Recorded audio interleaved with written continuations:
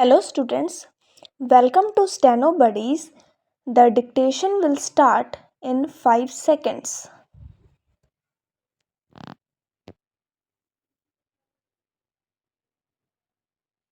It is particularly appropriate that in this year of Mahatma Gandhi's centenary, the Patel Memorial Lectures should be devoted to the study of some aspect of his life and thought.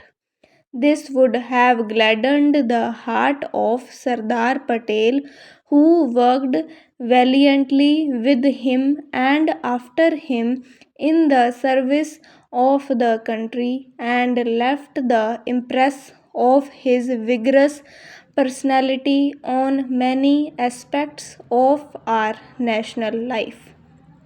Gandhi has made a unique impact on the mind and heart of his age, although many of the values which he deeply cherished were at a great discount in the world.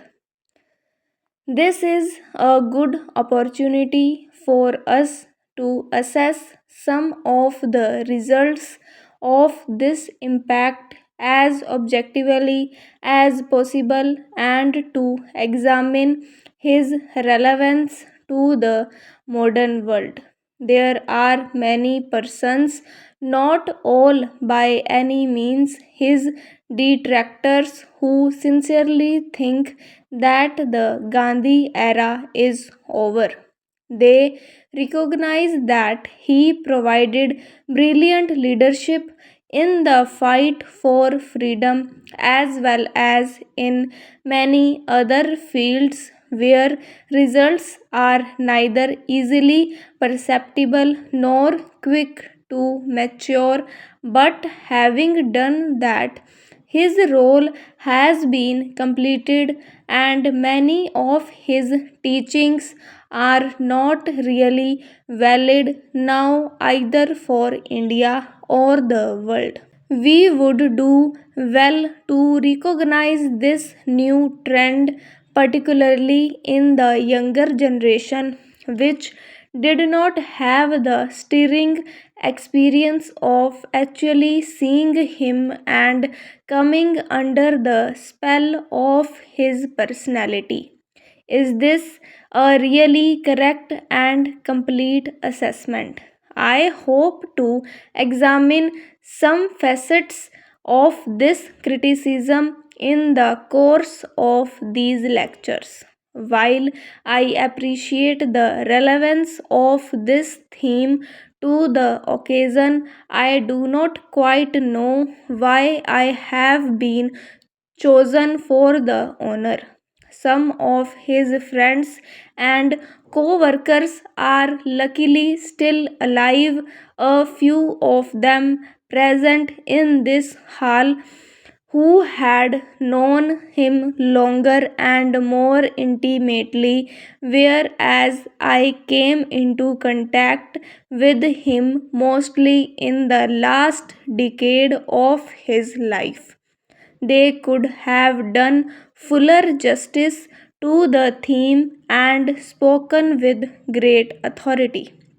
Also, only last December, one of his close co workers and a careful student of his thought had spoken on a somewhat similar theme.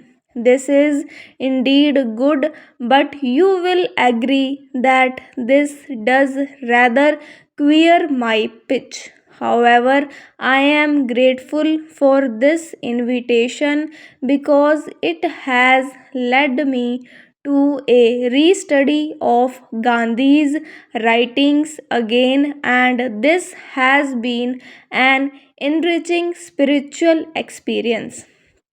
During the last 50 years, so much has been spoken and written about him, and he has himself written so much about his ideas, his values, and the course of his spiritual growth that it is difficult to find something original to say about him.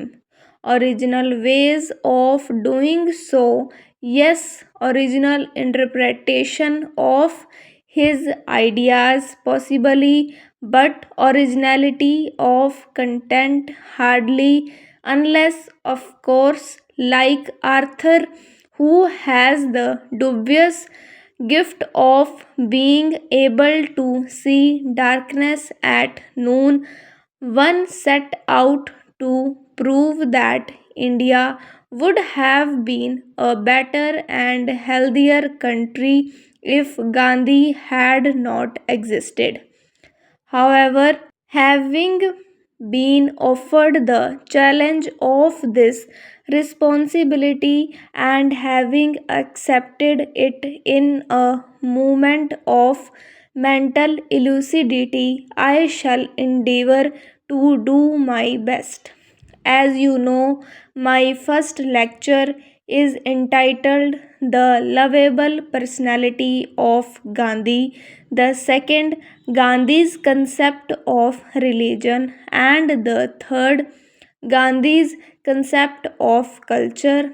I consider the last two to be particularly significant facets of this thought, both for India and the rest of the world.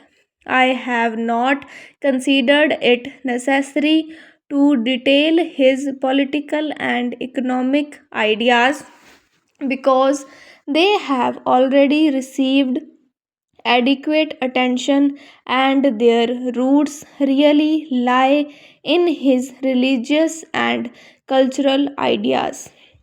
The best commentary on Gandhi's provided by Gandhiji himself, and therefore I have preferred to rely mainly on his writings and speeches and made them the starting point of my thinking, particularly his deeply moving autobiography, My Experiments with Truth, which provides an authentic account of his checkered unfolding, told with a courage, simplicity, and frankness rare in such documents of personal history. Many years ago, I had read the book and it gave me a glimpse of his mind, simple and intricate, modern and yet steeped in tradition.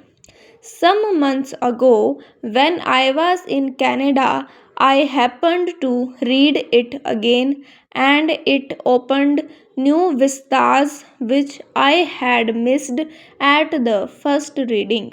Perhaps this is true to all great books. They do not yield their full treasures without the labor of thought and some assimilated experience of life. In the very introduction to the book, he has set the mood needed for its understanding. It is not my purpose to attempt a real autobiography. I simply want to tell the story of my numerous experiments with truth, and as my life consisted of nothing but these experiments, it is true that the story will take the shape of an autobiography.